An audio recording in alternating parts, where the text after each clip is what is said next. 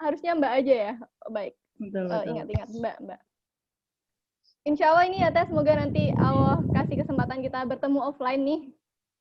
Karena kampung halamannya deketan, semoga insya Allah. Nah ini kita ketemu online dulu. Ketemu online dulu. Iya. Teman-teman tadi sudah sama-sama mendengarkan profil yang luar biasa. Nah sekarang beliau yang keren banget ini telah hadir bersama kita semua.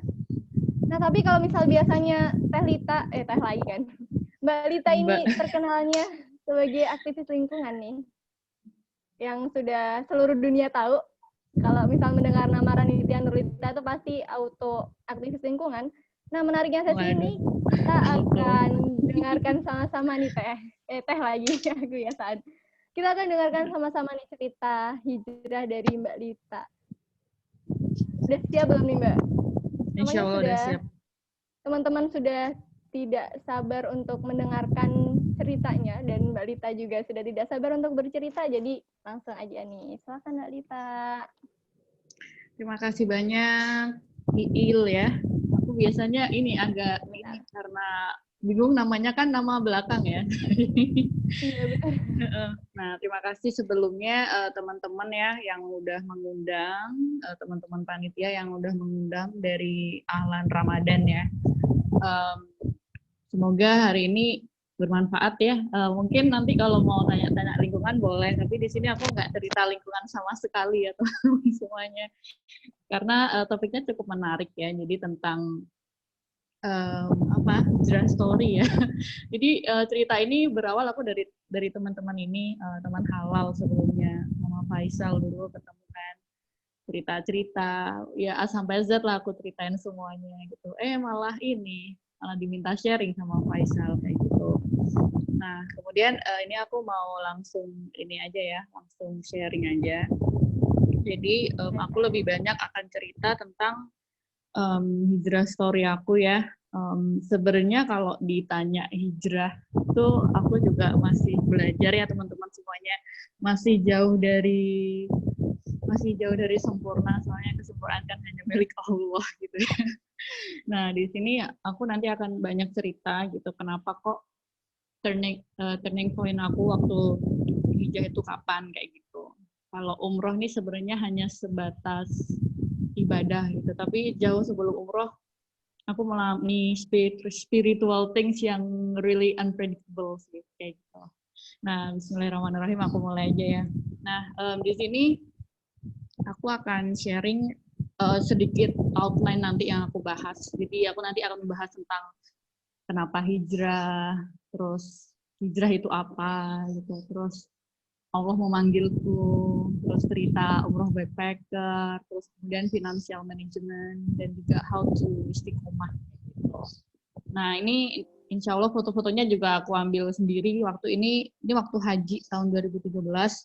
Jadi alhamdulillah sama Allah dikasih rezeki untuk haji gitu, dan ya ini turning point-nya sebenarnya waktu haji teman-teman semuanya. Nah kita mari melihat potensi ya di Indonesia ya. Pasti teman-teman di sini anak-anak yang keren semuanya ya pasti udah tahu bahwa Indonesia mengalami bonus demografi untuk umur 21 sampai 36 atau dibilang umur produktif itu jumlah anak mudanya sekitar 63,5 juta. Dan for this year itu kita udah start untuk demographic bonus 63,5 juta. Nah, kalau kita melihat dalam bagian Muslim, jadi Muslim di Indonesia itu saya dapat data ini dari Global Religious Future. Muslim di Indonesia itu 87,% dari the whole Indonesian people ya, dari total orang Indonesia. Jadi total 63,5 kali 87%, kurang lebih ada 55-an juta pemuda sekarang. PR-nya adalah kita termasuk benar-benar Muslim, maksudnya ya Islam atau Islam KTP atau memang benar-benar Islam secara kafah. Nah, this is the big question for us. Gak hanya aku, tapi juga buat teman-teman semuanya. Dan ini kenapa hijrah? Gitu. Ini sebenarnya ceritanya awalnya. Gitu. Jadi waktu 2006, alhamdulillah ini aku ya. Jadi waktu masih SMP, alhamdulillah sama Allah dikasih kesempatan untuk umroh pertama kali. Waktu itu diajak orang tua, ada ayah, ibu, sama kakak gitu. Jadi kita berempat. Jadi waktu itu umroh plus Yaman.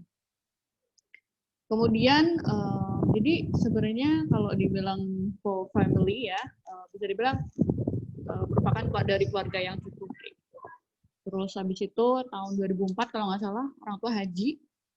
Habis itu anaknya langsung dibawa umroh semuanya gitu. Tapi on that time, I'm still like, ya pokoknya nggak memahami apapun lah gitu. Ya umroh aja gitu. Tapi nggak tahu esensinya karena kan sama orang tua di guide ya. Dan memang dari dulu pendidikanku itu pendidikan formal, bukan pendidikan yang misal pondok atau pesantren kayak gitu. Jadi it's literally kalau pas belajar agama di sekolah ya gitu doang, yang apalan base, bukan pemahaman base kayak gitu.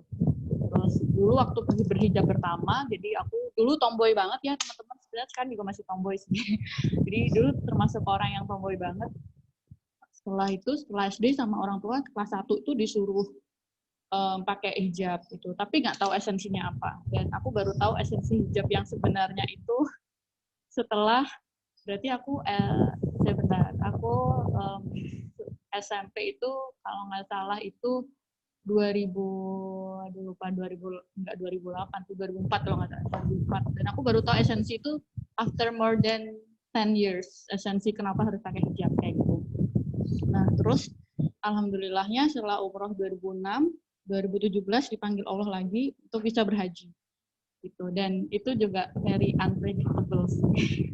Sangat unpredictable soalnya sama orang tua langsung didaftarin haji gitu. Jadi nggak, ya pokoknya manut aja lah sama orang tua, bukan tahu esensinya itu apa kayak gitu. Nah yang pertama haji ya gitu ceritanya. Jadi malah aku kan kuliah ya, aku kuliah di Bogor. Mungkin tadi Il udah cerita, aku kuliah di Institut Pertanian Bogor. Yang kalau haji kan perlu ada manasik dan sebagainya, aku enggak. Jadi ya yang nggak belajar gitu. Pokoknya I do nothing for that moment kayak gitu. Nah terus kemudian Allah itu udah memanggilku, ya kan, karena aku dapat perintah dan dapat kesempatan untuk haji. Di sini aku mengaitkan di surat Al-Hajj 27. Jadi Allah menyebutkan bahwa dan berserulah kepada manusia untuk mengerjakan haji. Karena kan haji juga kewajiban kan bagi kita. Niscaya mereka akan datang kepadamu dengan berjalan kaki dan mengendarai unta yang kurus yang datang dari segenap penjuru jauh. Itu udah dapat calling tuh pertama sama orang tua long time ago, 2006 udah didaftarin haji. Itu calling pertama, nggak mempan sama sekali, nggak mempan. Dan aku dapat calling kedua ini drop out. Actually I got DO, drop out letters 4 times. Jadi aku dapat surat drop out 4 kali. Pertama adalah karena aku kan tadi traveling around the world ya, maksudnya apa namanya kayak suka jalan dan memang mendapat amanah untuk menjadi ikut konferensi, ikut lomba, terus summer course, exchange program gitu. Sebenarnya kalau bagi aku itu kenikmatan ya, tapi in another points itu sebenarnya adalah suatu ujian bagi para muslim kayak gitu. So 2017 aku dapat, nggak hanya 2017, start from 2016 aku dapat DO letter yang pertama. Surat DO yang pertama itu 2016 sebelum aku berangkat ke Jepang waktu program SEAP. SEAP itu Pertukaran Pemuda Antar Negara. Jadi ke Jepang 3 bulan. Itu kayak aku masih nyantai. Soalnya aku kuliah angkatan 2010, jadi masih ya udahlah ya, masih ada 7 tahun gitu. Jadi aku masih 6 tahun berarti 2016. Masih nyantui, masih ada setahun lagi gitu. Terus kemudian DO letter yang kedua, setelah pulang dari SEAP, memang aku udah mulai mengurangi semua aktivitas dan fokus di skripsi, karena kalau nggak DO gitu. Nah, habis itu aku dapat surat lagi 31 Mei 2017.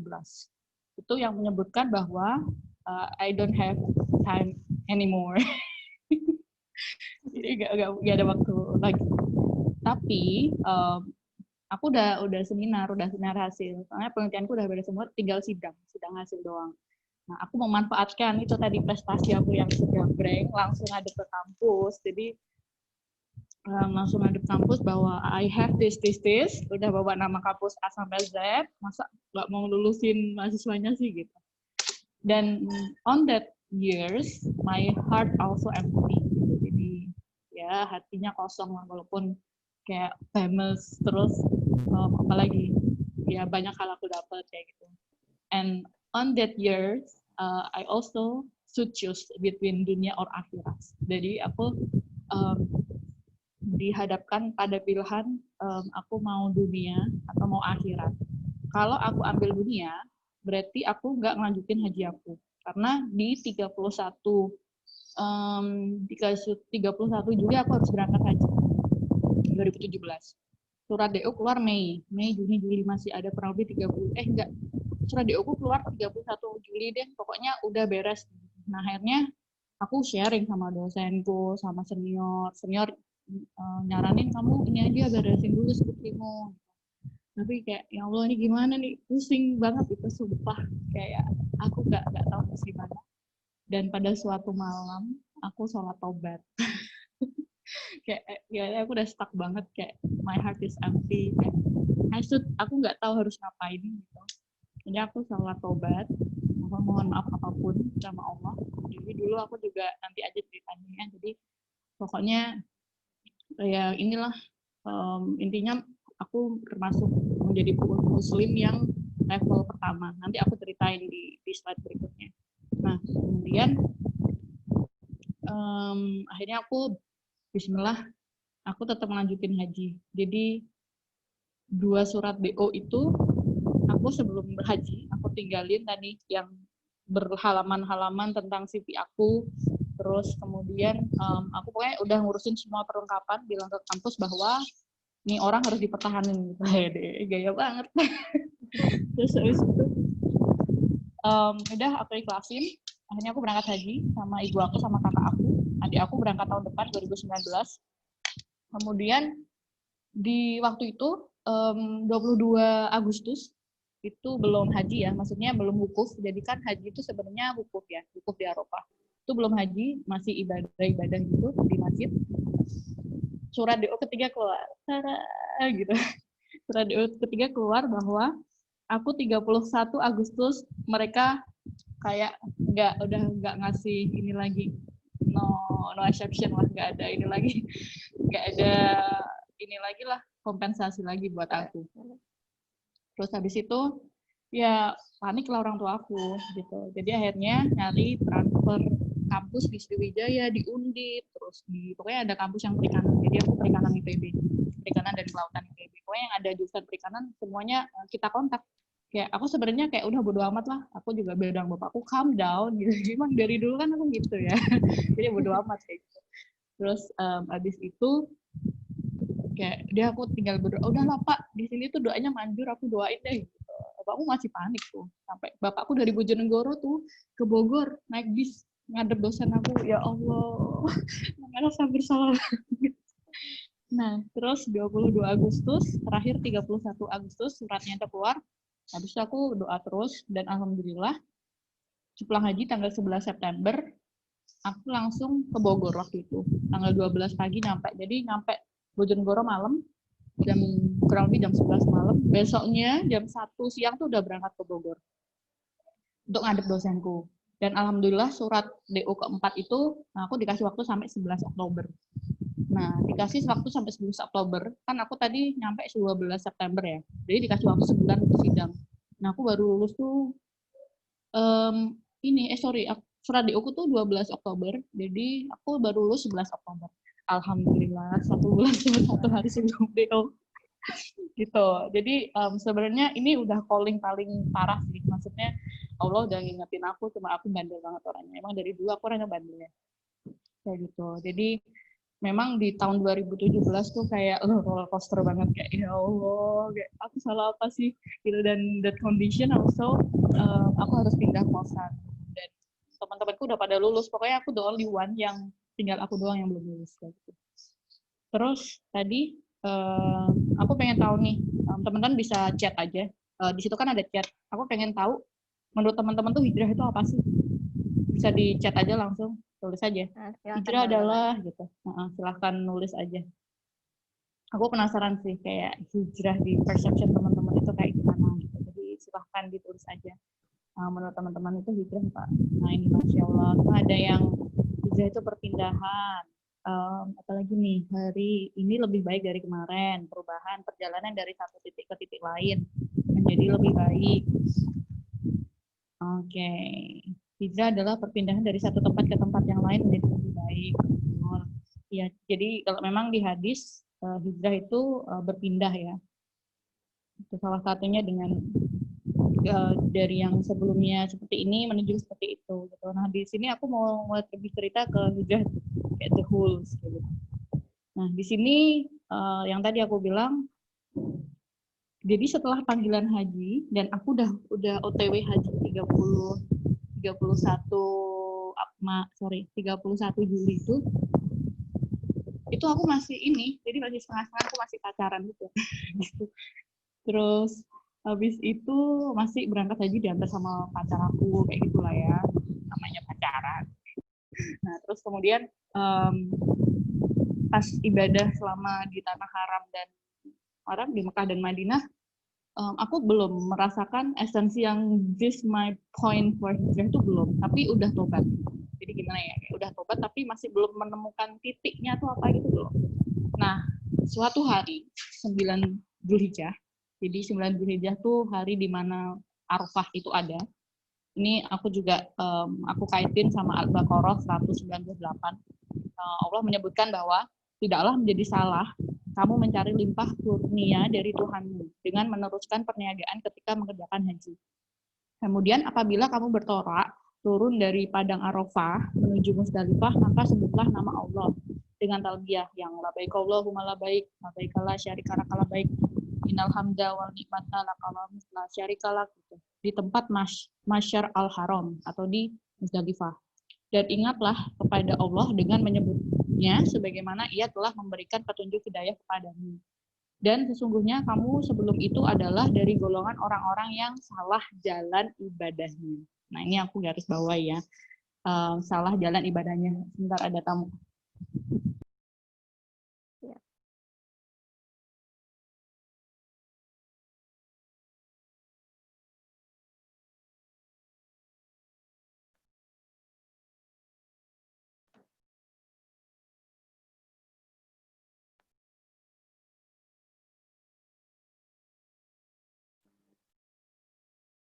Sorry ya teman-teman, ada tamu.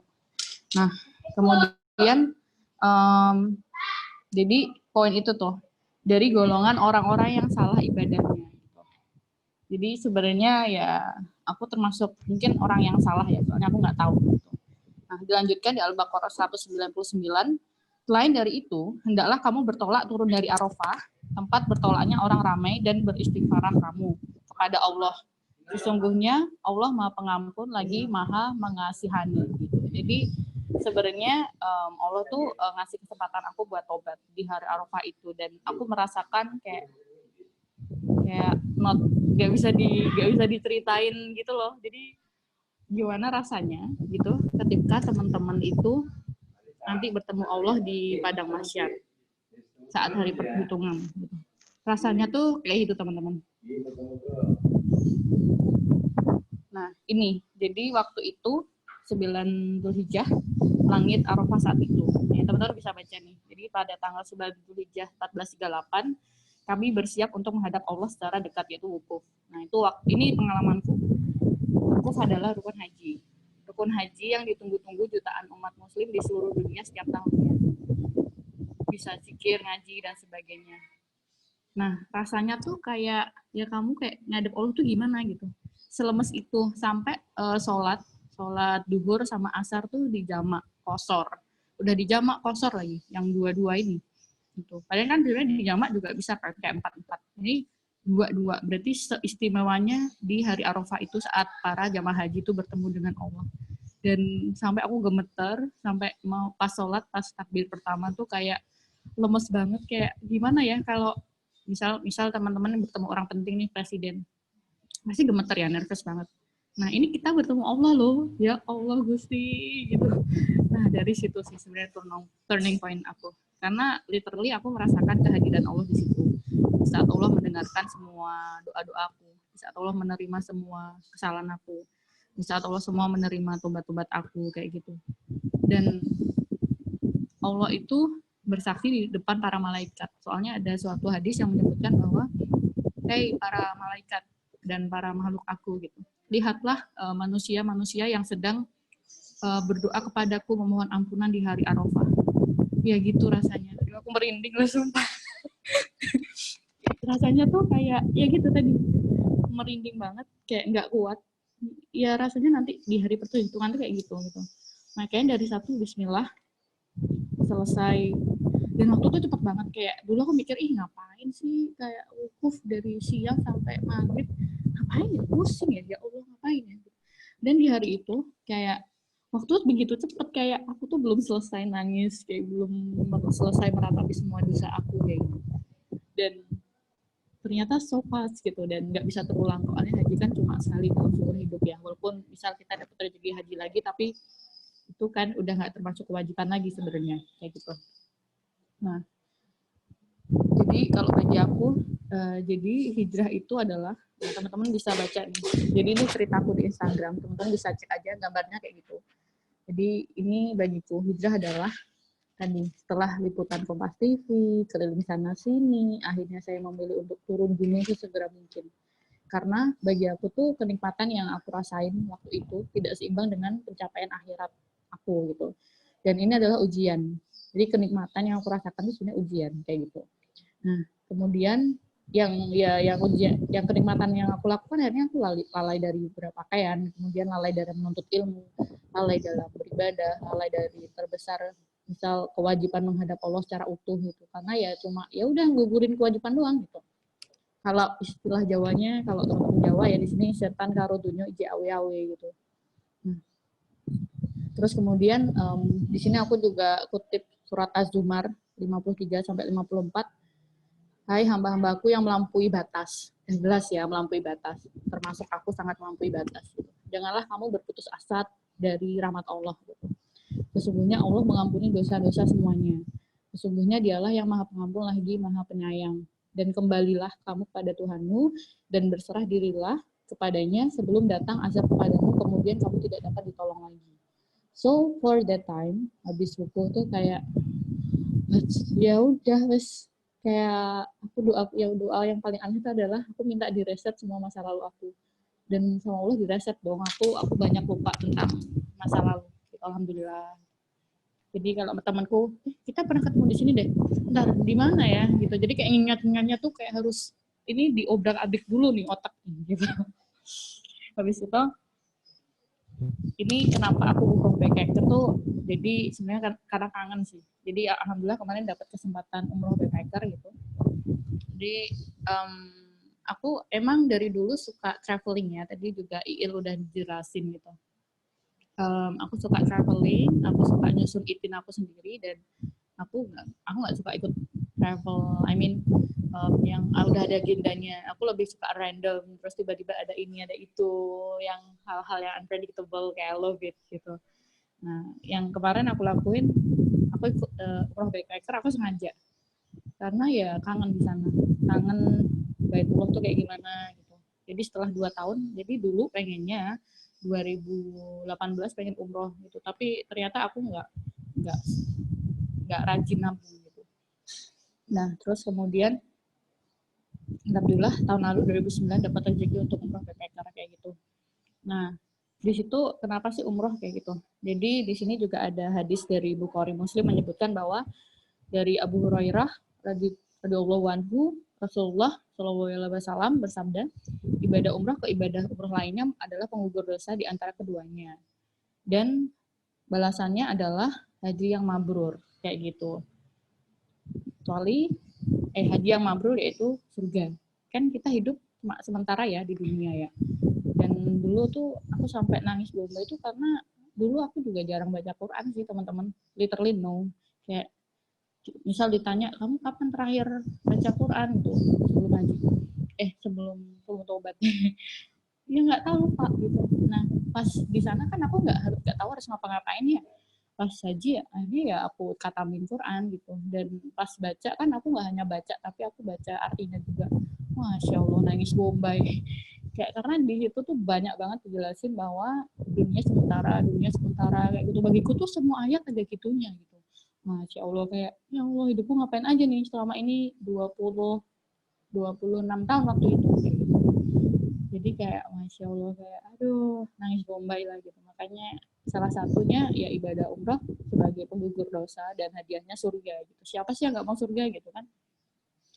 Terus kenapa kok backpacker di Ramadan? Nah ini aku suka gitu. Aku kalau ditanya, kamu mau umroh apa? Umroh yang biasa, I mean di bulan-bulan biasa atau di Ramadan, ya pasti Ramadan lah gitu. Karena kenapa? Allah tuh punya jackpot gitu ya deh, jackpot Masya Allah. Jadi ini ada beberapa hadis di Bukhari dan Muslim. Jika Ramadan tiba, berumrahlah saat itu. Karena umrah Ramadan semula dengan haji. Gitu. Jadi pahalanya kayak haji gitu. Walaupun kewajiban tetap haji harus wajib, tapi pahalanya tuh sama gitu. Dan enaknya lagi adalah yang ini hadis ketiga, sesungguhnya umroh di bulan Ramadan seperti berhaji bersamaku. Jadi hajinya sama Rasulullah gitu loh. Jadi enak banget, Masya Allah gitu. Yang kita belum pernah ketemu Rasulullah, tapi pahalanya kayak sama Rasulullah gitu.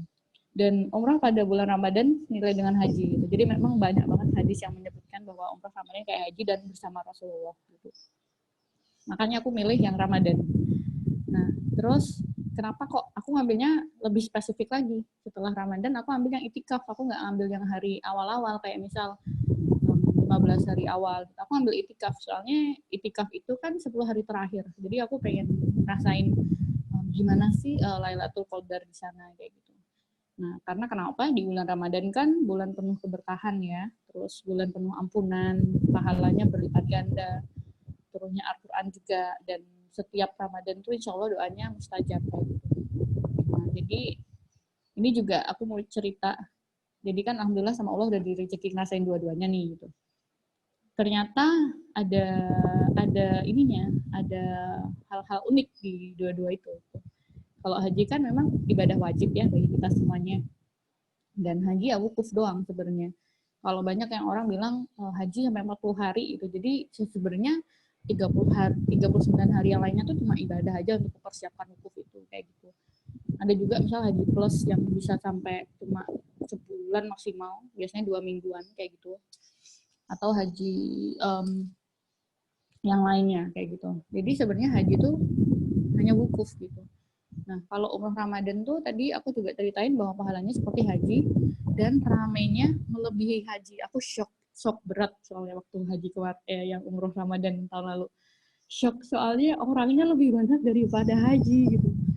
Orang-orang pada keluar semua tuh, orang-orang Arab. Maksudnya yang tinggal di Mekah, Madinah, sampai aku pernah bertemu jamaah tuh yang dia tinggal di Jazirah Arab bagian mana gitu. Dia naik mobil sama keluarganya untuk iktikaf gitu. Masya Allah, ramai banget. Kayak out of expectation banget, kayak aku nggak bayangin bahwa sebanyak itu. Dan ujian kesabarannya sangat luar biasa. Karena waktu itu kan kita puasa, panas banget. Terus banyak orang, ya gimana nggak harus sabar gitu. Jadi memang banyak banget godaannya ya. Gitu. Jadi kalau haji kan kita masih bisa makan ya. Kalau yang ini kan kita nggak bisa makan. Belum lagi semua orang tuh bikin coupling gitu. Maksudnya coupling adalah jamaah-jamaah tuh bikin kayak sajadah yang digelar gitu. Gitu. Digelar aja nggak cukup, ternyata harus ada yang sandarannya gitu. Kalau nggak disandar dibuang sama mereka. Gitu. Jadi ujiannya sabar banget, aku sampai pernah nangis gara-gara aku udah pengen sholat di depan Mataf itu Ka'bah. Ada orang tuh langsung dompleng depan aku, padahal itu udah jam sholat gitu. Salahku apa ya Allah Gusti gitu. Terus habis itu di waktu umroh Ramadan memang banyak orang berlomba-lomba untuk sedekah. Kayak teman-teman mau sedekah di sana tuh kayak you do nothing gitu, kayak orang-orang tuh sedekahnya langsung kresek yang banyak banget, habis itu kurma, semuanya tuh berlomba-lomba gitu. Jadi kamu tuh bisa dapat sampai beberapa paket buat buka, buat sahur gitu. Jadi sebenarnya nggak perlu makan di hotel pun nggak masalah, kamu bakalan survive di sana gitu. So that's why aku ikut backpacker, karena kita nggak dapat makan pun kita tetap survive kayak gitu. gitu. Dan kalau haji kan ya nggak se-challenge Ramadan lah gitu umrohnya. Nah di sini aku juga bakalan cerita gitu gimana untuk financial planning untuk bagi teman-teman yang baik mau berhaji atau umroh. Yang pertama adalah niatnya, karena niat itu hal yang utama dan wajib di awal. Kalau nggak niat ya nanti uangnya bakalan dipakai beli HP, beli apa lagi, beli laptop atau traveling gitu. Itu godaan tuh soalnya. Nah kalau aku biasanya aku titipin ke orang tua aku dulu. Aku titipin, Bu, nitip dong buat umroh gitu. Jadi staff sama nggak akan aku ambil kemana-mana. Terus habis itu terus sedekah. Jadi teman-teman nggak usah khawatir uang teman-teman bakalan berkurang karena dengan sedekah tuh bisa sampai dibalikin sama Allah bisa berkali-kali lipat gitu. Terus teman-teman juga harus memisahkan pengeluaran sehari-hari gitu. Jadi misal di sini ada yang ngekos, terus kemudian ada yang punya misal harus bayar apa gitu yang wajib dibayar per bulan kayak gitu juga ini bisa dipisahkan, jangan boros gitu. Jadi belinya seperlunya aja sama terus doa. Soalnya sebenarnya tanggal 9 ini 9 Mei aku berangkat umroh lagi. Udah beli tiket, udah semuanya backpacker lagi gitu. Tapi qadarullah Mekah masih ditutup ya. Jadi sekarang yang hanya bisa beribadah di Masjidil Haram dan Masjid Nabawi hanya syekh dan juga imam masjid. Ya gimana harus ikhlas gitu. Pihak travelku, jadi aku pakai nanti aku kasih triknya ya. Aku pakai travel namanya land arrangement. Jadi aku cuma bayar yang selama di tanah haram doang. Dia juga bilang, Mbak, batalin aja. Serius? Ya wes lah, gimana lagi gitu. Jadi emang harus ikhlas gitu. Gitu. Nah, ini gambaran-gambaran umroh ya. Jadi umroh tuh tadi aku juga bilang di awal bahwa ada umroh reguler. Umroh reguler tuh di bulan-bulan biasa, bukan bulan Ramadan. Jadi harganya kayak gini biasanya ya. Tergantung biasanya tuh mahal enggaknya tuh tergantung dari kedekatan sama masjid sebenarnya. Kalau mau yang murah ya jauh, jalan bisa sampai 15 sampai 30 menit. Tapi kalau yang tinggal loncat doang ya lebih mahal gitu sebenarnya. Ini gambaran-gambaran harga umroh. Terus ini umroh Ramadan tuh harganya segini nih. Ini tahun 2018 aku ngambil. Ini tinggal dikaliin aja sekarang dolarnya berapa gitu. Gitu. Jadi misal dan aku ambil yang ini nih umroh akhir Ramadan yang di sini. Nah, tinggal dikali aja 2570 dolar dikali sekarang 15.000 ya kalau nggak salah ya. Ya kurang lebih berapa ya? Hampir 30 juta lah. Dan hotel 3, biasanya tuh hotel 3 tuh jauh, 15 sampai 30 menit jalan kaki. Gitu. Terus ini umroh backpacker. Jadi ini baru aku kemarin tahun ini bulan Januari aku order. Jadi aku bilang nih, ini di story aku. Ada yang mau ikutan nggak? Barusan gue beli 9 juta Kuala Lumpur Jeddah PP gitu. Jadi ini pun aku juga udah banyak pertimbangan ya sama Allah, sama orang tua juga gimana baiknya gitu. Dan bismillah bulan Januari kemarin beli tiket 9 juta di Traveloka gitu. Nah, ini gambarannya. Jadi total di tahun ini 19 hari backpacker sampai Syawal. Jadi aku juga ngerasain lebaran di sana. Jadi kemarin aku juga ngerasain lebaran di sana. Total cuma 22 juta. Ini kalau kita bandingin sama yang tadi nih. Ini misal yang ini nih. Nah, ini sampai 30 juta. Kita bisa hemat berapa juta nih. Nah, sisanya bisa buat sedekah gitu. Nah, yang aku lakuin adalah jadi ini juga teman-teman perlu tahu bahwa umroh reguler sama Ramadan itu nggak sama. Maksudnya adalah kalau reguler tuh murah emang murah gitu. Tapi kalau Ramadan tuh peak season gitu. Kayak misal kalau teman-teman Nasrani Natal gitu kan Desember kan peak season banget tuh kayak gitu. Sama halnya ini gitu. Jadi kalau Ramadan tuh peak season banget gitu. Jadi nggak bisa dibandingin. Dan 22 juta tuh is very cheap. 19 hari lagi. Ini 19 hari di malam Lailatul Qadar. 10 hari terakhir, 15 hari terakhir. Masih dapat Syawal lagi. Masya Allah. Gitu. Ini aku hitung-hitung ya. Jadi aku pakai LA itu land arrangement. Maksudnya adalah aku bayar travel yang menyediakan land arrangement. Jadi dia nggak usah mikir tiket pesawat aku, dia nggak usah mikir ihram aku, paket semuanya nggak perlu. Jadi dia cuma nyediain hotel aja buat aku sama penjemputan di bandara. Dan aku ikut rombongan mereka gitu. Nah, aku bayar kurang lebih ini 10 juta untuk land arrangement mereka. Jadi hotel udah di-provide mereka, bis semua penjemputan udah, Zam-Zam juga udah termasuk di situ. Nah, terus habis itu, ini kan 9 juta belum tiket PP Jakarta KL ya, kurang lebih ambil aja 1.500.000. Terus tiket Jeddah 9 juta. Sama ditambah vaksin meningitis sama flu. Soalnya ini hal wajib ya untuk vaksin meningitis sama flu. Soalnya kalau enggak nanti kita nggak dapat visa. Nah, kalau di total sekitar 20 juta, 22 juta gitu. Sangat hemat sekali. Makanya aku lebih prefer setiap aku travel, aku pasti ngarang sendiri tuh itinerary aku kayak gitu. Dan ada jasa arrangement dan lebih murah, jauh lebih murah daripada kalau kita pakai mereka. Soalnya sebenarnya yang bikin mahal tuh ininya. Ini loh teman-teman, kayak koper kan yang seragam gitu-gitu ya. Terus baju yang seragam, tiket yang gimana, hotel yang gimana gitu. Nah aku ngambil ya, kita kan di sana ibadah gitu. Lagian tahun lalu aku pernah backpacker juga, Ramadan juga. Enggak, hotelnya nggak kepake. Hotel tuh cuma buat nyuci baju doang, serius. Hotel tuh cuma buat nyuci baju, makan udah di-provide, nggak dimakan. Lawang rumah-rumah masjid. Jadi berangkat itu jam 3 pagi. Nggak ding, sorry. Berangkat itu biasanya nginep sih soalnya. Jadi ambil aja pulang ya. Pulang dari masjid itu jam 8 pagi. Terus habis itu jam 8 pagi, dilanjutkan ke hotel, tidur sebentar sama nyuci, jam 10 tuh udah berangkat lagi ke masjid buat duhur, balik lagi pulangnya pagi lagi kayak gitu. Itu yang biasanya aku lakuin tiap hari, dan makannya juga makan-makan di masjid yang tadi dapat halalan gitu. Kita sih bilangnya halalan gitu, halal kayak gitu. Gitu. Jadi makanya backpacker bagi anak-anak muda yang punya energi lebih ya, emang seru banget sih. Nah, terus kemudian banyak yang tanya nih ke aku loh, gimana visanya? Emang bisa kalau perorangan gitu. Nah, ini. Jadi dengan adanya land arrangement, kita bisa nebeng si travel gitu. Jadi si travel tuh udah punya jamaah sendiri, bisa sampai puluhan gitu. Jadi sebenarnya dengan adanya land arrangement aman sih gitu. Dan ada beberapa yang menyebutkan, teman-teman aku bilang kalau nggak ada mahram gimana gitu. Nah, kalau aku kan yang penting aku ridho orang tua ya, aku izin orang tua dan orang tua aku juga meridoi gitu. Jadi mahramnya pakai, kalau di Indonesia tuh di provide surat mahram kayak gitu. Dan nggak masalah sebenarnya, tapi ini tergantung, soalnya walau ya di swab banyak ada yang bilang nggak boleh, tapi kan ini semuanya dibalikin ke pribadi masing-masing ya, belief kita dalam ulama dan juga hadis Quran kan beda-beda gitu.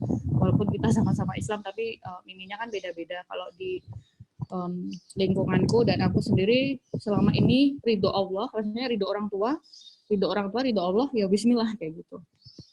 Gitu. Dan alhamdulillahnya sebenarnya tahun ini mau ditemenin bapak aku. Bapakku udah bilang, "Tak, Bapak mau beli tiket, bentar dulu nih, COVID-19." gitu. Terus akhirnya nggak jadi gitu.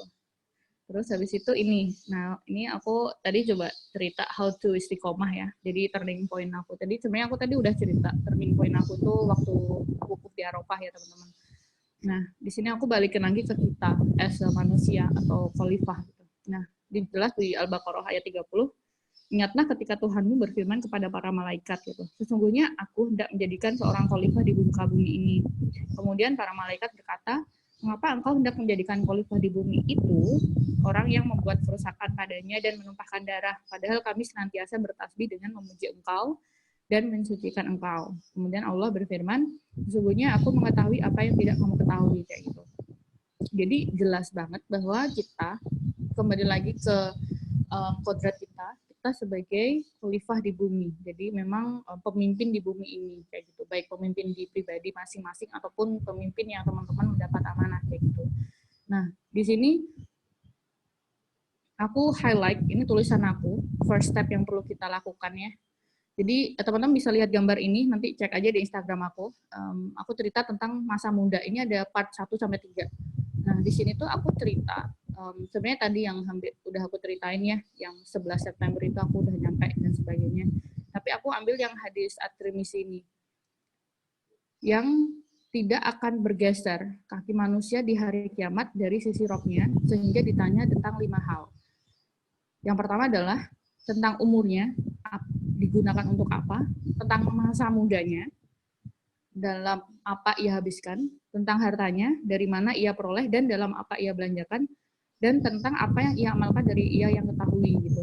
Jadi jelas ya bahwa di sini menyebutkan bahwa masa muda kita dipakai apa gitu. Makanya aku tadi bilang di awal ada bonus demografi 55 juta Muslim, pemuda Muslim yang ada di Indonesia, kita ngapain aja nih gitu. Makanya mumpung kita masih ada energi, mumpung kita masih bisa tobat, ya tobat aja gitu. Walaupun dalam prosesnya tuh sangat sangat berproses banget. Kayak ini berarti udah 3 tahun ya aku cukup mengerem semua ambisi aku. Dulu aku cukup ambisius ya teman-teman. Semuanya aku ikutin. Kayak aku pengen A, pengen Z. Pokoknya yang pengen Dita lakuin harus dapat gitu. Itu dulu aku. Tapi sekarang lebih more calm gitu. Insya Allah. Gitu. Jadi ini perlu di highlight.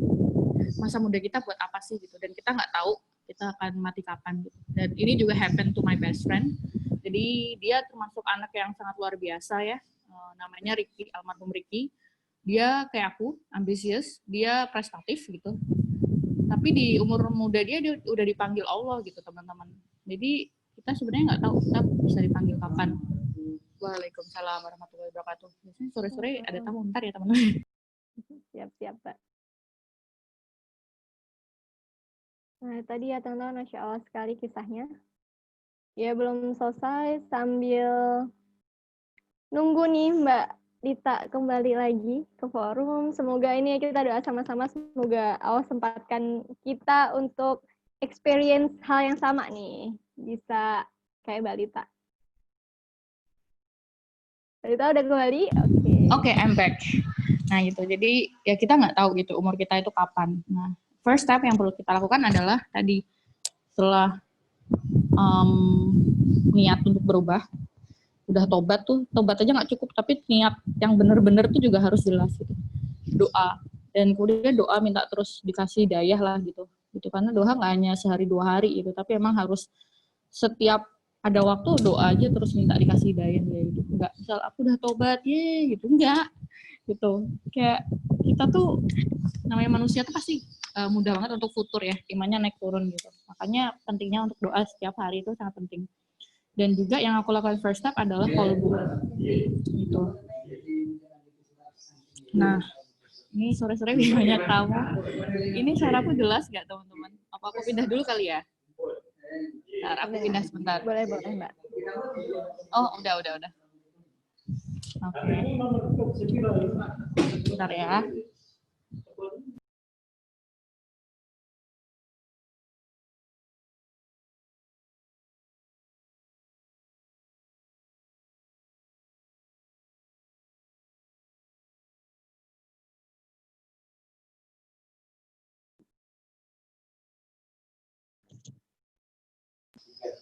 Oke, moga-moga suaraku jelas ya. Nah, terus kalbu. Jadi waktu itu aku berdoa teman-teman. Waktu itu aku berdoa setelah udah selesai semuanya ya, udah wukuf, terus udah semuanya udah berdoa, udah wukuf, dan di hari berikutnya aku berdoa kayak ya Allah, aku nggak tahu nih harus ngapain lagi, kayak aku udah tobat, aku udah nggak mau ngelakuin masa lampau aku lagi, aku udah nggak mau lagi melihat masa lalu aku gitu. Aku harus ngapain nih? Terus tiba-tiba ada centing gitu, Masya Allah, centing ada yang WhatsApp aku. Beliau, jadi namanya Mas Tito, dulu Mas Tito itu teman bisnis aku juga, jadi kita satu mentoring bisnis, dulu ininya Mbak Dian Pelangi. Nah, memang kita kan tergabung dalam suatu komunitas bisnis yang besar, dan Mas Tito sharing gitu, tentang mengaji gitu. Jadi sebelumnya aku udah diajak ngaji, tapi aku bebal banget gitu, bebal kayak nggak mau gitu sebelumnya. Nah di situ Mas Tito nge-share bahwa ngajak ngaji, ayo teman-teman, kayak di-share, ayo teman-teman yang mau ngaji apa, terus dikasih videonya Ustadz kayak gitu, Ustadz namanya Ar-Razi gitu. Terus aku langsung, Mas Tito aku mau dong, ini tapi qadarullah aku masih haji, gimana ya Mas? Ya udah Mbak, nanti tiap bulan kok. Oh ya udah Mas, nanti kabarin aku lagi ya gitu. Jadi kayak baru belum beres doa gitu, subuh itu, habis subuh langsung penting gitu sama Allah, langsung dikasih jalan pertama gitu. Dan dari situ jalan pertama aku belajar tentang qalbu, tentang menata hati gitu. Banyak yang bilang, temanku katanya aku sekarang lebih kalem gitu, Masya Allah. Tanya. Alhamdulillah ya. Alhamdulillah gitu. Jadi di awal aku belajar qalbu, bagaimana untuk kontrol qalbu, jadi bagaimana untuk berinteraksi sama Allah, gimana untuk berzikir, gimana sholat untuk khusyuk gitu. Dan di situ aku nemuin ustadz yang sampai sekarang alhamdulillah udah 3 tahun aku ngaji di ustadz itu, namanya Ustadz Ar-Razi gitu. Dan masya Allah banget, akhirnya aku bisa, kalau teman-teman di sini ngerasain quarter life crisis, terus ngerasain stres gitu, kayak alhamdulillah sama Allah tuh aku nggak ngalamin itu gitu, karena aku bisa ngontrol kolbu aku. Walaupun ada beberapa tahun lalu aku sempat ngerasain sih kayak aku kosong lagi gitu, tapi akhirnya aku mencoba untuk ruqyah gitu. Dan alhamdulillah setelah ruqyah aku ngaji lagi di Ustadz, bisa lebih bagus lagi kayak gitu.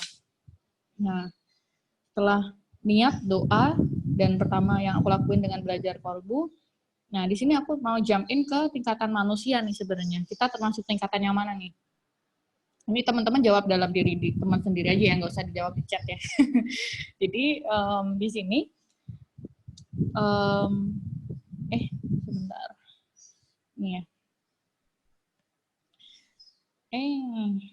Nah di sini kemarin aku baru dapat ngaji juga. Aku sekarang alhamdulillah banyak yang bisa aku sharing ya. Mungkin karena aku selalu berdoa, ya Allah dekatkanlah hamba dengan orang-orang yang memang tujuannya ke akhirat gitu, bukan yang dunia gitu.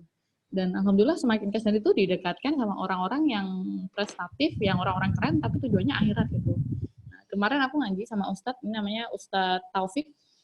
Nah, Ustadz Taufik itu menceritakan bahwa sebenarnya manusia itu ada tingkatan. Nah, teman-teman nanti jawab sendiri aja dalam hati ya. Kita termasuk tingkatan yang mana nih gitu. Tingkat pertama adalah manusia yang hanya menggugurkan kewajiban doang. Jadi kayak misal sholat, kan sholat wajib ya, puasa gitu. Tapi tetap melakukan larangannya itu. Misal larangannya bermaksiat atau mungkin berbohong, judi dan sebagainya itu. Syarat syah dalam melakukan kewajiban itu tidak diperhatikan. Jadi ada di At-Taubah 102 juga ada penjelasannya. Terus yang tingkat kedua adalah kita menggugurkan kewajiban dan alhamdulillah dapat pahala karena kita tidak bermaksiat kepada Allah kayak gitu. Nah, di sini tuh menggugurkan kewajiban maksudnya udah sholat wajib. Ya, tingkatan kedua ini tapi belum ada tambahan-tambahan plus-plus lainnya nih, misal sunnah, puasa sunnah, kemudian sholat rawatib dan sebagainya tuh belum kayak gitu. Nah, kemudian yang tingkatan ketiga ini tingkatan paling tinggi yaitu bisa menggugurkan termasuk menggugurkan kewajiban dari Allah. Kita juga dapat pahala dan kita juga tambahan dapat diuji sama Allah gitu. Biasanya orang-orang yang kayak gini tuh yang mau akan ditingkatkan derajat sama Allah gitu. Nah, biasanya yang mereka lakukan adalah beramal soleh dan melakukan amalan-amalan sunnah gitu. Nah, kita masuk sekarang ini kita masuk di level mana nih? Ini jawab teman-teman jawab sendiri aja ya gitu. Nah, kalau dulu aku nggak apa-apa sih aku buka. Ini kan aku tadi bilang sama Iil aku mau banyak buka kartu kan. Nah, kalau dulu aku masih termasuk tingkat pertama sih gitu. Dan semoga lah ini wallahu alam aku semoga sih pengen tingkat 3 ya. Ini masih berikhtiar untuk bisa ke tingkat ketiga kayak gitu. Wah. Ini kemudian nah ini juga sebenarnya setelah tadi udah niat doa, terus kemudian juga kita udah tahu tingkatan kita level yang mana, ternyata YouTube aja nggak cukup. Maksudnya adalah ya aku udah mulai ini kajian online gitu kan ya. Tapi sebenarnya itu tuh nggak cukup gitu. Nah, dan di sini aku juga sempat sharing tulisan aku di yang tadi di masa muda itu, yang tulisan aku di Instagram. Di sini aku cerita bahwa yaitu setelah memutuskan untuk hijrah, saya mencari lingkungan baru. Yang awal banget yang saya lakukan diantaranya adalah yang pertama aku menanggalkan semua baju-baju aku yang dulu ya. Aku kasihin orang kayak udah ambil aja semuanya gitu. Terus kemudian akhirnya ya aku cuma punya beberapa baju doang yang cuci kering pakai gitu. Karena aku juga ngefans banget Masya Allah sama Rasulullah. Rasulullah kayaknya kayak gimana tapi sederhananya sangat luar biasa kayak gitu. Ya, kita sebagai pengikut Rasulullah dan alangkah baiknya memang ya Rasulullah sebagai panutan kita gitu. Bukan misal apa sih yang Tokopedia itu yang BTS kayak gitu loh gitu. Kita kan bukan idola kita, tapi kita harus mengembalikan lagi bahwa Rasulullah merupakan idola kita. Dan kalau bisa mengamalkan semua sunnah-sunnahnya kayak gitu. Nah, kemudian juga aku mulai mencari teman dan lingkungan baru, terutama yang berkaitan dengan agama dan iman. Mulai berteman dengan saudara saat ketemu kajian. Jadi dulu akhirnya waktu di Jakarta aku mulai semua akun kajian aku follow. Semua. Terang Jakarta, kajian apa ya. Alhamdulillah aku sih sekarang aktifnya di Terang Jakarta ya. Dulu sampai aku tuh DM kayak Kak gimana masuk grup gitu. Saking aku tuh nggak mau kehilangan kenikmatan yang sangat nikmat saat kita dekat sama Allah gitu. Banyak banget kajian di Jakarta aku follow, jadi semua info kajian tiap hari tuh ada, dapat alhamdulillah gitu. Jadi kayak misal sepulang kantor tuh aku nyari kajian terdekat yang lagi aku di mana gitu. Wah, ada nih kajian terdekat, aku langsung datang ke masjid kayak gitu. Dan dari situ aku menemukan orang-orang yang berjuang bersama gitu di jalan Allah gitu, alhamdulillah. Terus mulai hapus semua MP3 aku hapusin. Terus aku semuanya ganti dengan murotal gitu sampai sekarang. Yang aku biasa dengerin tuh Haromain Info. Jadi itu merupakan langsung dari Mekah. Jadi kalau aku rindu tuh pasti Haromain ini the best way gitu. Kayak udah ada MP3 lain the best yang bisa membuat kita nyaman, tenang itu kecuali murotal. Ya, tadi aku juga cerita follow grup-grup kajian dan ilmu-ilmu Islam. Terus dengerin kajian minimum tiap minggu gitu. Jadi entah kalau nggak bisa datang tiap minggu atau tiap hari itu harus ada. Dan alhamdulillah dengan punya ustadz ya. Jadi alangkah baiknya memang kita punya guru ya teman-teman. Gitu. Kalau memang belum nggak apa-apa, itu pasti dapat, nanti pasti punya prosesnya gitu. Nah paling nggak seminggu tuh kita harus nge-charge iman kita kayak gitu. Nah alhamdulillah dengan punya ustadz aku tiap bulan tuh bisa diskusi sama ustadz dengan berbagai macam question yang aku nggak paham kayak gitu. Terus kemudian tadi masuk beberapa grup WhatsApp, grup Telegram tentang kajian Islam. Terus juga mengamalkan ibadah-ibadah dan amalan sunnah. Terus kemudian menjauhi larangan Allah, banyak zikir, ngaji, dan banyak membaca buku-buku Islam dan mencoba untuk menerapkan kayak gitu. Jadi ya emang nggak hanya baca doang, tapi emang harus menerapkan gitu. Dulu soalnya aku tipe orang waktu di IPB tuh kan katanya IPB tuh institut pesantren ya, institut pesantren Bogor katanya. Gitu. Aku takut masuk kayak gitu-gitu gitu. Maksudnya DKM itu takut banget, Masya Allah takut banget. Soalnya aku takut katanya ada aliran A sampai Z kan parno banget ya. Jadi kayak aku kalau dibilang tuh liberal banget sih. Gitu. Jadi kayak selalu menanyakan semua hal gitu. Walaupun misal tutup aurat gitu, tapi nggak tahu esensinya apa gitu. Itu teman-teman. Terus kemudian ini, dan third step adalah yang tadi. Jadi itu sebenarnya kalau misalnya kita ikut kajian-kajian doang itu sebenarnya cuma sebatas taklim. Taklim itu adalah kegiatan pengajaran ilmu agama dari seorang kepada sekumpulan khalayak. Di sini pasti teman-teman ada beberapa yang dengar tarbiyah ya. Jadi sebenarnya kalau orang-orang dengar tarbiyah ini misal lebih condong ke misal organisasi A sampai Z gitu. Jadi sebenarnya kita jangan ngomongin tentang organisasinya ya. Tapi kita harus lebih ngomongin tentang value di dalamnya gitu. Soalnya kalau aku baca banyak literatur, sebenarnya tarbiyah itu bukan organisasi. Tapi tarbiyah itu suatu konsep yang bisa kita amalkan. Yakni di sini ada beberapa gambarannya. Jadi tarbiyah adalah memperbaiki sesuatu, menjaga serta meliharanya gitu. Dan di sini aku sebagai aktivis gitu, nggak aktivis banget sih sebenarnya. Sebagai penggiat lingkungan gitu. Aku tahu ilmu lingkungan. Alangkah baiknya aku menyebarkan ilmu-ilmu itu sesuai dengan Al-Quran dan hadis yang itu jelas kayak gitu. Makanya aku tadi bilang bahwa di awal bahwa kita sebagai khalifah di bumi kayak gitu. Nah, di sini tarbiyah ini adalah merupakan proses perubahan untuk mencapai struktur masyarakat yang lebih baik gitu. Makanya di sini kita harus selalu membawa nilai-nilai Islam gitu. Walaupun kita sebenarnya nggak mention itu di agama Islam bukan, kita nggak mention gitu, tapi kita harus menerapkannya dan it should be sustainable gitu. Kenapa kok akhirnya aku semakin bersemangat gitu untuk menyebarkan ilmu di lingkungan? Ya karena kita hidup di bumi, kita sebagai khalifah dan kita juga harus bertanggung jawab gitu. Karena nanti juga akan ditanyakan ke Allah, bumi lu apain aja nih?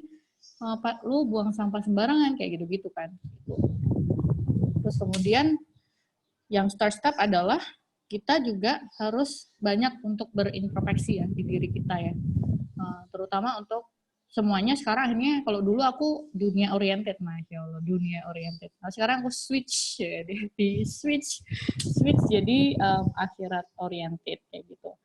Nah di sini maksudnya adalah semuanya yang kita lakukan harus dipikir nih, nanti ini ngefek ke akhirat nggak gitu. Gitu. Jadi kita harus berpikir lagi nih, ngefek nggak di akhirat. Bentar teman-teman, ini udah mulai gelap, aku nyalain lampu dulu ya. Sebentar. Ya.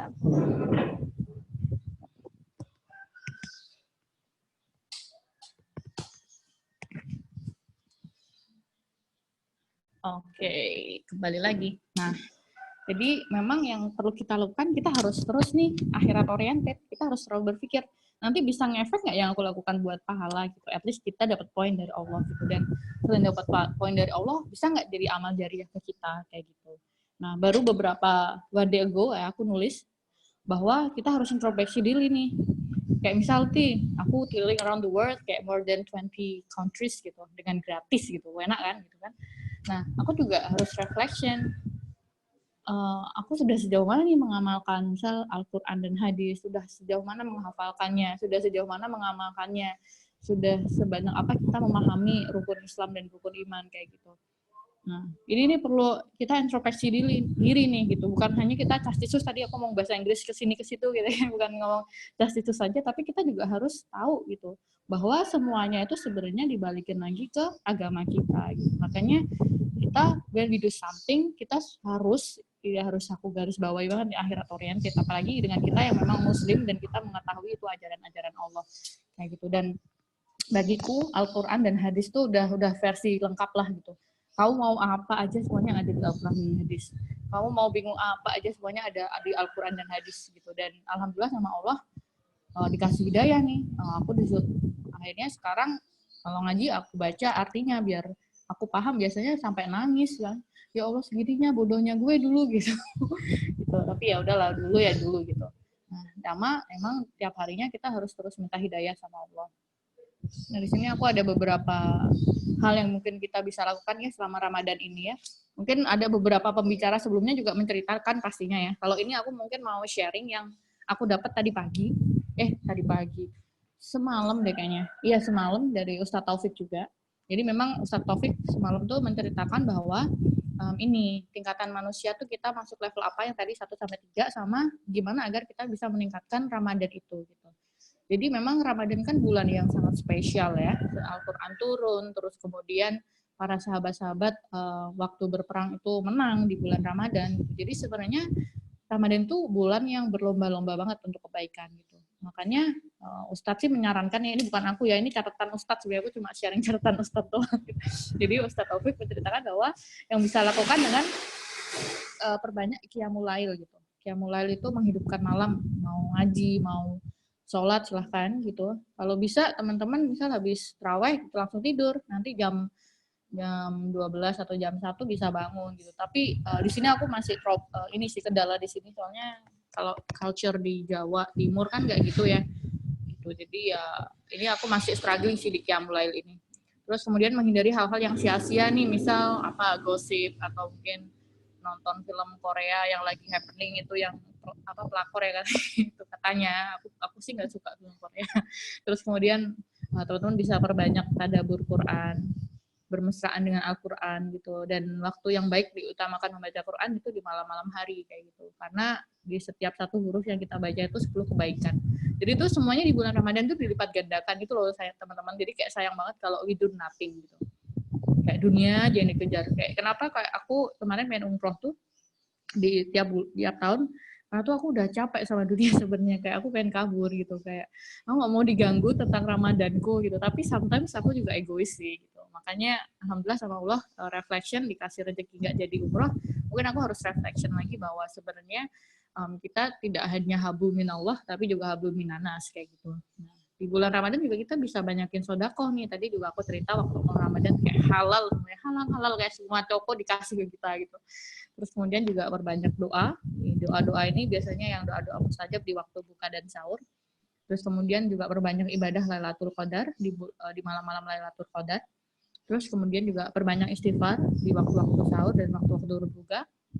Dan ini aku tadi baru dapat dari Ustadz, tadi ada hijrah fast. Jadi kalau agenda aku tiap hari ini teman-teman mungkin bisa sharing ya, mungkin teman-teman bisa menerapkannya gitu, at least gitu.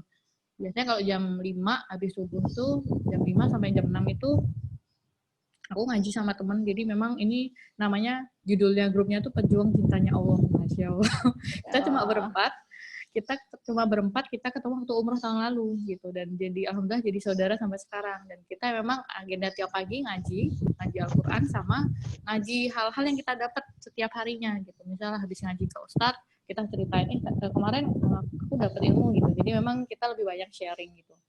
Nah, terus di sini juga bagi teman-teman yang akhwat gitu, mungkin bisa nyoba, ini Terang Jakarta lagi bikin tadarus tadarus, tadi kita baru sampai Al-Baqarah ayat 200 gitu. Jadi tiap harinya jam 7 sampai setengah 9 tuh kita ngaji tadarus bareng gitu. Dan dibimbing sama Hafizah yang Masya Allah. Kalau dengar suaranya tuh kayak nangis, aku aja tadi udah nangis bombay banget tuh. Terus habis itu kerja, aku tetap kerja, dan kerja pun aku dengerin kajian juga. Kita banyak banget kajian di YouTube sambil dengerin. Terus habis itu jam 1 gitu ada kajian dari Hijrah Fest dan bagus-bagus gitu. Dengerin lagi sampai maghrib gitu. Jadi walaupun kerja pun harus pokoknya stay on, entah mau dengerin murotal atau dengerin kajian. Di situ di malam juga ada kajian dari Hijrah Fest juga. Jadi sebenarnya banyak yang bisa kita lakuin gitu kalau teman-teman bingung mau ngapain. Jadi ini kayak Masya Allah banget sih, kita bisa banyak belajar tentang agama gitu. Dan itu mungkin teman-teman bisa istirahat, terus kemudian bangun di tengah malam. Kemudian yang nomor 8 tadi aku baru dapat banget tadi sore sebelum ngaji ini, kan aku ngaji di Hijrah Fest, di YouTube-nya Hijrah Fest live soalnya sama Ustadz Habib. Nah, dia bilang bahwa di Ramadan ini kita harus birrul walidain. Maksudnya adalah kita harus berbakti sama orang tua. Dan alhamdulillah ini aku di rumah, biasanya kan aku kabur ya. Biasanya kabur itu. Nah ini waktu-waktu nih teman-teman yang pada pulang ke rumah tuh cobalah untuk membantu orang tua gitu, berbaik, pokoknya menghindari yang namanya bertengkar gitu. Itu karena pahalanya tuh sangat berlipat ganda gitu, dan kita berbakti sama orang tua. Dan yang terakhir adalah, misal tadi kan aku ngomongin agendaku dari pagi sampai malam gitu. Nah, tapi ini juga harus berkualitas, nggak hanya ngomongin ini aku ikut kajian A sampai Z ratusan sampai selama Ramadan gitu, nggak gitu, jangan kuantitas aja, tapi emang kita harus kualitas ibadahnya gitu, walaupun banyak tapi tetap harus berkualitas gitu. Nah ini juga aku ngajak teman-teman, kan tadi aku bilang ya, perbanyak sodakoh. Ini tadi juga Il sempat diceritakan bahwa kita bisa donasi nih teman-teman. Kan ini pembuatan nasal venti ya, ventilator portable ya. Jadi dan ini bisa membantu banget teman-teman yang membutuhkan untuk ventilator gitu. Apalagi kota-kota besar ya. Dan alhamdulillah sama Allah dikasih untuk bisa tinggal di desa gitu yang case COVID-19-nya nggak banyak. Nah, kita yang bisa dari jauh membantu sebanyak mungkin, entah mau berdonasi, dan donasi sebenarnya nggak hanya ini, tapi banyak banget itu tergantung dengan gerakan hati teman-teman, karena sebenarnya donasi itu nggak bisa dipaksakan kayak gitu. Dan mungkin dengan ini, cara aku yang ini mungkin bisa menggerakkan hati teman-teman, tapi kalau memang belum, mungkin ada cara donasi yang lain kayak gitu. Soalnya banyak banget di ini, dan berlomba-lombalah untuk berdonasi kayak gitu. Nah, lastly, bahwa sebenarnya untuk istiqomah tuh terus berdoalah ya teman-teman sama Allah, karena untuk diberi keistiqomahan tuh kita harus minta sampai yaumul hisab, sampai kita hari pembalasan. Dan honestly aku lagi struggling banget teman-teman untuk nulis buku, judulnya Hijrah Hajah, ini covernya ada ini kan, buka kartu lagi. Jadi aku lagi OTW nulis, teman-teman bisa cek di Instagramnya Hijrah Hajah, belum tak isi sih gitu. Jadi aku udah punya niat ini sejak haji gitu, terus akhirnya ke pending skripsi, sampai sekarang ke pending. Jadi sampai aku tuh tanya teman-teman aku yang nulis buku, kayak gimana sih kamu biar bisa nulis buku yang rajin gitu. Dan semoga nanti setelah COVID-19 itu bisa rilis ya, mohon doanya ya. Itu Iil, sekian dari aku. Manusia hanya punya kesalahan ya, kesempurnaan hanya milik Allah. Terima kasih banget teman-teman kesempatannya, semoga bisa bermanfaat sharing sore ini. Wassalamualaikum warahmatullahi wabarakatuh.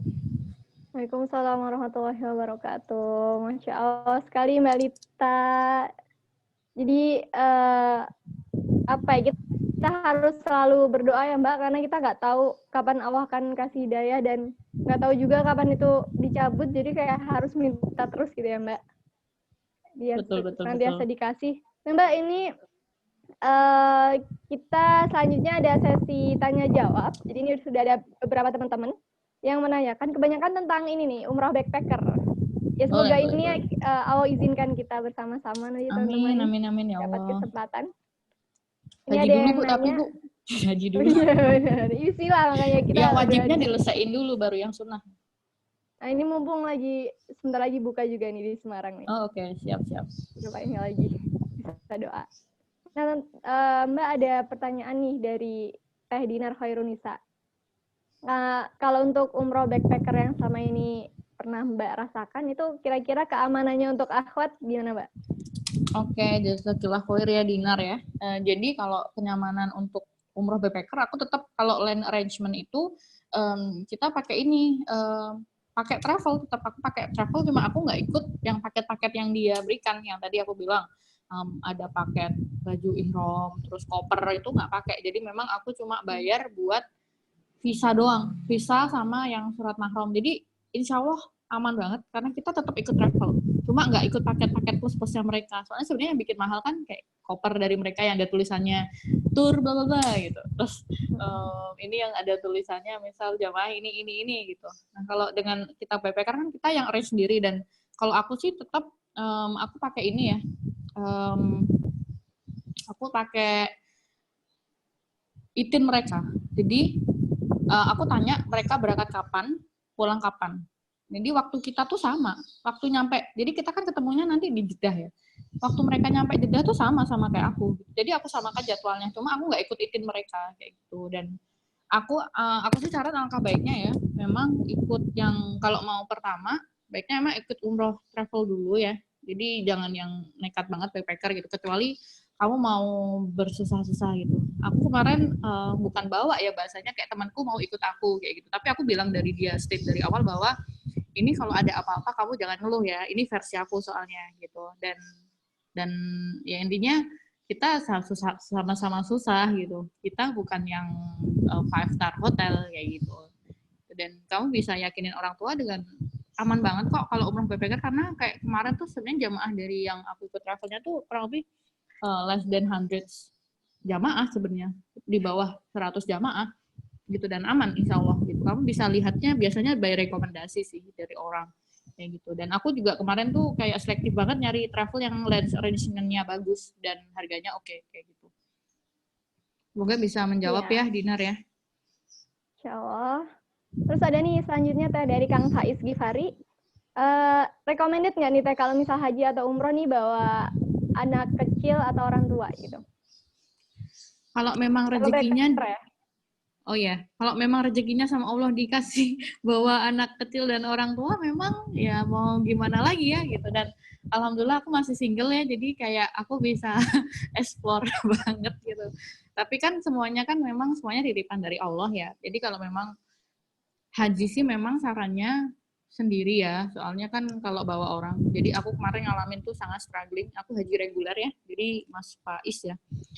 Jadi aku haji reguler itu yang kalau mau jalan, yang mau jalan itu di Mina aja itu bisa sampai 1 jam gitu. Dari Mina ke Jamarot yang buat lempar jumroh itu 1 jam.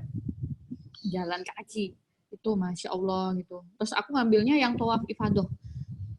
Tawaf ifadah, iya. Ngambil haji yang ifadah. Tawaf ifadah tuh maksudnya dari lempar jumroh, Jamarot pertama 10 Dzulhijjah, kan 10 hari tasyrik itu berarti ya 10, 11, 12, 13 ya. Nah, itu kan 3 hari, 10, 11, 12 itu kan kita ke Jamarot ya. Itu aku jalan loh dari Mina ke Masjidil Haram, itu berangkat jam 2 pagi, nyampainya jam 5, berarti jalan 3 jam pagi. Masya Allah tuh, kalau masalah kita ngajak anak kecil atau orang tua, jadinya lebih ke PR sih sebenarnya. Nanti takutnya teman-teman nanti grundel itu kayak ini aku pengen ibadah tapi kok malah bawa orang gitu. Emang alangkah baiknya, makanya aku nyariin teman-teman di sini yang masih pada single gitu, yang masih sendiri, cobalah untuk mulai umroh dulu lah gitu. Kalau memang haji kan nunggunya lama ya, aku nunggu kurang lebih 10 tahun gitu. Nah, cobalah untuk ini gitu. Tapi kalau memang udah baru nggak apa-apa bawa orang tua sama anak kecil. Tapi sebenarnya kalau bawa anak kecil kan sama orang tua kan berarti pahalanya nambah, bisa sampai 2 kali lipat. Soalnya kan kamu membantu mereka juga kayak gitu. Nah, ini semuanya tergantung dari Mas Faiz ya. Namanya kayak nggak asing gitu, kayak temen aku. Bener nggak sih? Nah, di sini Mas Faiz mulai berpikir lagi gitu. Kalau memang pertama sih alangkah baiknya, kan yang pertama tuh nggak bisa diulangi ya. Jadi try the best lah di situ gitu. Nah, kalau memang kondisinya membawa anak kecil atau orang tua kan itu berarti amanah ya yang dikasih ke Allah, ya nggak apa-apa. Berarti harus lebih ke kita tata hatinya, kita tata niatnya bahwa ini untuk Allah kayak gitu. Jadi kalau misalkan biasanya orang kecil sama orang tua kan ribet ya. Nah, janganlah untuk merasa terbebani gitu. Semoga bisa menjawab ya Mas Faiz. Insya Allah ya Kang Faiz. Nah selanjutnya ini mungkin tadi saya ingin memastikan apakah ini tadi sebenarnya sudah dijelaskan. Jadi intinya saat umroh backpacker nih ini ya Mbak, berkas-berkas, visa, paspor, vaksin gitu diurus secara pribadi atau lewat tadi land arrangement? Iya, kita sendiri. Oh, sendiri berarti? Iya, Ya, di urus pribadi betul. ini ada yang nanya dari dia. Iya, cuma visa, cuma ini dia jasa Killafleur ini temen aku juga. Jadi untuk visa kita pakai train arrangement, tapi untuk paspor, vaksin meningitis itu kita semua pribadi. Yang diatur travel itu cuma visa doang, soalnya kan visa nggak bisa kalau sendiri. Jadi memang harus lewat jalur travel. Bareng-bareng. Gitu. Ya, Gitu. ya. Kamu udah maghrib belum? Di Jatim udah maghrib loh. Semarang berapa menit lagi? Oke, siap. Aku lagi Oh, ini ini udah teman-teman. dengar azan nih. Iya. Lagi ini ada Lagi ini dapat. diizinkan tidak puasa. Iya, alhamdulillah. Sedih juga Nah, sih. ini nih Mbak, ini terakhir nih dari Momot. Nah, ini nih Mbak, kalau misalnya kita banyak menyaksikan fenomena hijrahnya artis nih Mbak, terus kan biasanya muncul pertanyaan apakah itu berpengaruh ke job dan lain sebagainya.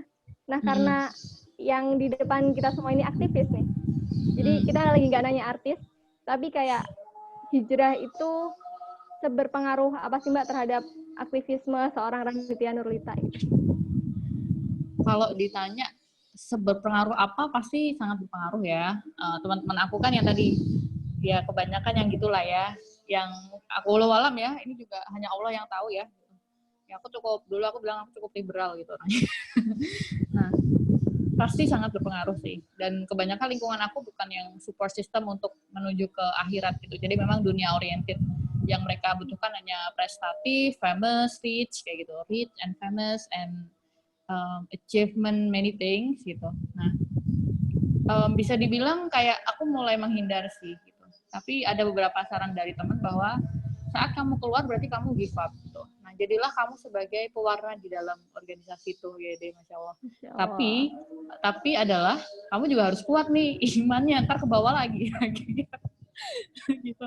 Jadi emang ini kayak masih challenging banget sih gitu. Nah, kalau berkaitan sama kerjaan, alhamdulillah emang aku sengaja kerja yang remote ya. Aku udah setahun ini aku kerja di rumah, jadi aku bukan anak kantoran. Nah, selama ini aku nggak mau kerja kantoran juga sih, emang nggak suka kerja kantoran. Aku kerja di Thailand ya teman-teman, jadi aku remote worker, udah setahun lebih dan boleh gitu. Dan alhamdulillah mereka sangat sangat menghargai aku. Aku kan udah nggak salaman lagi nih sama yang beda lawan jenis gitu. Dan mereka sangat menghargai sih gitu. Terus jam sholat malah aku diingetin sama Pak Bos kayak gitu sih. Dan alhamdulillah yang penting doa kita aja sih gitu. Ya Allah, berilah hamba pekerjaan yang halal, rezeki yang halal gitu. Dekatkanlah hamba dengan orang-orang soleh, lingkungan yang baik. Pasti dikasih kok sama Allah gitu. Yang penting itunya gitu. Dan teman-teman nggak usah khawatir sama rezeki ya. Soalnya kan rezeki diatur. Soalnya aku pernah someday, itu kondisinya aku habis skripsi, udah nggak punya duit lagi, pokoknya habis hijrah banget itu, bulan September. Aku kan penelitian bayar sendiri ya, itu sampai berjuta-juta gitu, karena analisis lab. Udah nggak punya duit, aku nggak bilang orang tua kalau aku butuh duit. Jadi uang tabunganku aku habisin buat bayar penelitian. Nah, terus habis itu udah nggak duit lagi. Terus aku at that moment tuh aku sampai pinjam uang temanku gitu. Aku ini nih pinjam duit dong, nanti sore aku balikin, karena sorenya aku ngisi acara gitu. Dan aku sebenarnya nggak berharap dapat fee pembicara waktu itu, tapi alhamdulillah dikasih gitu. Nah, aku jadi pagi tuh pinjam duit karena aku nggak ada uang sepeser pun untuk pergi ke tempat acara itu. jadi waktu itu aku ada acara di Ancol, dan ternyata di Ancol tuh nggak dapet fee kan gitu. Nah, aku kan memang kalau ada pembicara aku nggak narif ya, jadi memang seikhlas dari panitia, soalnya panitia kan pasti punya anggaran sendiri. Nah, dari Ancol ke tempat acara berikutnya, aku tuh nggak punya duit. Tapi aku kayak udah pasrah, ya Allah, aku nggak tahu nih harus gimana lagi. Terus dia nggak tahu, aku ini kontak temen aku, pinjam duit dong, nanti sore aku balikin gitu.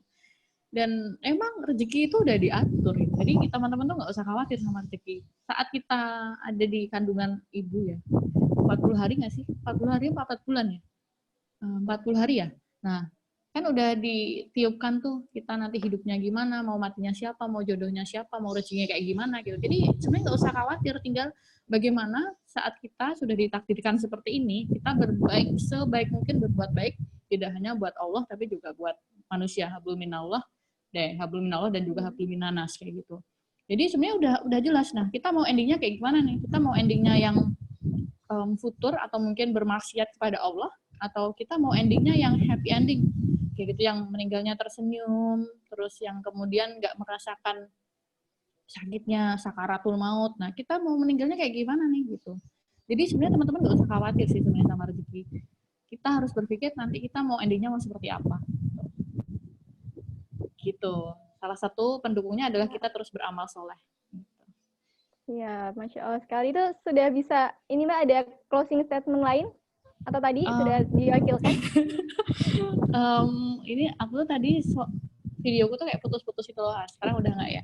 Nah, siap. kalau pesan dari aku ya teman-teman kan di sini muda semua kan, masih under 30 kan? Ada yang masih ini nggak? Masih di atas udah di atas 30 nggak? Belum ya. Nah, jadi bagi teman-teman di sini yang masih under 30, it means that millennials gitu. Tadi dalam hadis dan juga ke Al-Qur'an menyebutkan bahwa nanti kan kita akan ditanya ya 4 hal tadi ya, kita hidupnya mau seperti apa gitu. Dan kita masa mudanya digunakan untuk apa. Nah, manfaatkan di sisa umur kita gitu. Menjadi para pemuda yang sebaik mungkin. Tidak hanya untuk hablu minallah, tapi juga hablu minanas kayak gitu. Dan aku yakin teman-teman kan di sini para aktivis ya. Jadi jelas semuanya untuk akhirat oriented. Jazakillah khair kayak gitu sih. Masya Allah sekali sharing sessionnya. Jazakillah khairan kasih Mbak Lita sudah meluangkan waktu bersama kita semua. Di sana sudah adzan ya. Sebenarnya awalnya kita mau selesai lebih awal ya Mbak. Iya, tapi kan alhamdulillah, alhamdulillah iya. ini lagi kasih dapat kelebihan waktu, dapat keringanan. Terima kasih kamu banyak udah buka Mbak Lita belum? sudah bersedia Kamu udah hadir. buka belum? Belum. Ini ya Allah. Belum dengar adzan juga. Oh, okay.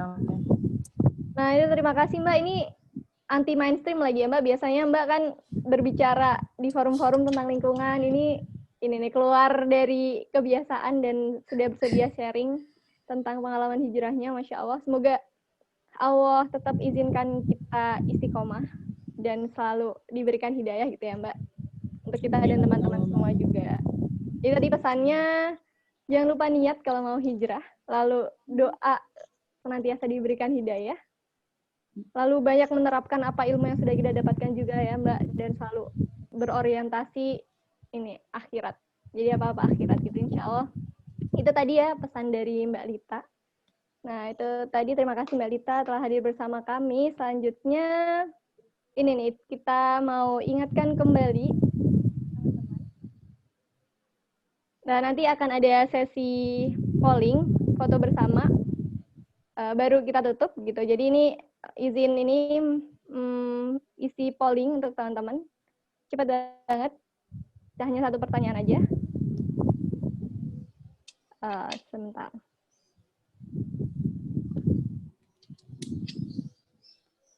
Nah, silakan nih diisi nih. Bisa diklik. Kok keren 1 ya? menit dari sekarang. Ini gimana caranya? Gaptek banget. Tanya hostnya ya. Oh, okay. Nanti dibahas lebih lanjut di belakang ya Mbak caranya. Siap.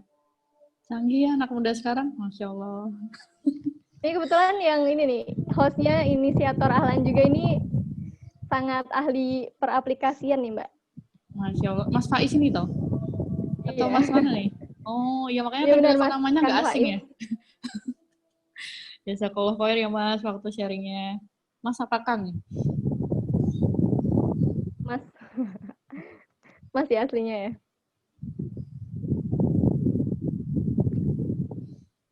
Semoga bisa bermanfaat. Mumpung ini lagi waktu-waktu buka, doa yang banyak aja teman-teman. Siap. Baru 50% teman-teman yang vote. Oh, bisa ya? Masya Allah, canggih banget. Ini saya batasi sampai ini ya, menit 1.30. It means 10 detik lagi sebenarnya. 7, 6, 5, 4, 3, 2, 1. Baik. 52%. Saya end dulu pollingnya. Nah, selanjutnya teman-teman terima kasih untuk yang masih hadir di sini. Jadi sudah ada beberapa yang berguguran, mungkin berbuka puasa gitu ya Teh. Nah, untuk teman-teman yang masih hadir, boleh banget nih kita foto sama-sama dulu. Boleh dibuka kameranya.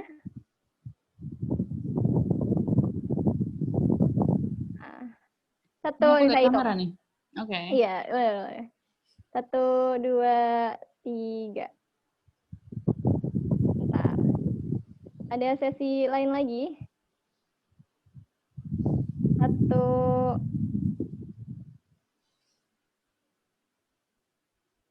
1 mana nih? 1, 2, 3. Baik, terima kasih teman-teman. Boleh ditutup kembali kameranya atau mau tetap dibuka juga nggak apa-apa. Nah, itu tadi terima kasih banyak pada Teh Lita. Semoga ilmunya dan sharingnya barokah, bisa sama-sama kita ambil pelajaran gitu ya teman-teman. Terus nih untuk teman-teman juga terima kasih banyak. Kembali lagi mengingatkan jangan lupa ambil bagian, turut ambil dalam donasi. Jadi kita bisa berkontribusi dari rumah aja nih, caranya gampang banget. Tinggal sisihkan sedikit rezeki kita untuk pengadaan ventilator Indonesia. Insya Allah ini bekerja sama dengan Rumah Amal Salman gitu. Nanti insya Allah poster lebih lanjut akan dikirim di grup kelas masing-masing. Nah selanjutnya teman-teman juga ini nih, yuk sama-sama sebar insight agar ilmu dan sharingnya tidak hanya berhenti di kamu. Jadi bisa tulis apa aja yang didapetin hari ini nih di media sosial masing-masing. Jangan lupa tag Teh Ranitia Nurlita. Nanti biar di repost. Jadi Mbak Lita ini suka nge-repost teman-teman. Nanti bisa ikut viral di kalangan aktivis lingkungan. Terus bisa juga jangan lupa tag @ahlanramadan.id dan follow juga bagi yang belum follow tentu saja. Sampai jumpa di kelas berikutnya. Sampai hari 29. Semoga tetap istiqomah dan rajin juga kita menuntut ilmu sama-sama. Nah itu tadi teman-teman. Sekian, jangan lupa donasi, jangan lupa berbagi insight. Nanti insya Allah ada ini juga nih, template untuk sharing insight di grup kelas masing-masing. Nah itu saja, karena ini baru saja saya juga dengar adzan waktu Semarang dan sekitarnya. Ya, saya selaku host pada sore hari ini, alhamdulillah terhormat sekali bisa nge-hostin Mbak Lita, yang ternyata tetangga. Tetangga. Ini nih, saya mohon maaf juga apabila ada kesalahan selama nge-host pada sore hari ini yang hak hanya milik Allah dan yang salah itu dari saya pribadi. Billahi taufiq wal hidayah, kita tutup dulu deh, belum ditutup ya, kita tutup dulu dengan kaharatul majelis.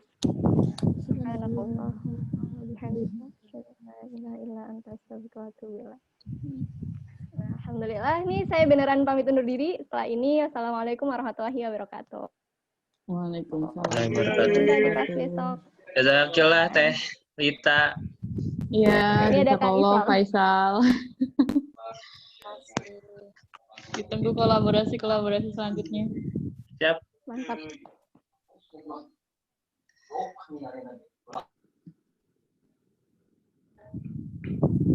Belum sempet nih ya saya nanya tentang halal-halal nih. Iya, yang halal-halal belum nih. Banyak nih halal-halal. Besok lusa ini pematerinya ada, itu Fitri ada. Oh iya benar. Oh iya, ini ada Teh Fitri Nur Lusa. Afifah. Ya Lusa halal akan beauty ngisi and tentang rich. halal. Ya halal Beauty rich lagi. lagi. Iya, kita nantikan bahasan rich-nya itu tentang apa? Let's get rich, ada ini nggak slogan Itu gitu game, nggak? iya. Meren gitu. Meren. Ya, udah. Pamit undur diri ya teman-teman. Makasih Teh Lita, Iil yang sudah memoderatori. Assalamualaikum. Waalaikumsalam warahmatullahi Wabarakatuh. Ya, aku terima kasih banyak juga ya, jazakallah khair ya. Aku izin pamit juga ini. Terima kasih buat teman-teman semuanya yang sudah mendengarkan curhatan aku gitu, dan semoga bisa silaturahim in the future nanti. Insyaallah, amin amin. Amin. Rabbal alamin. Aku live dulu ya. Terima kasih banyak Iil ya. Ya, terima kasih kembali Mbak. Waalaikumsalam warahmatullahi.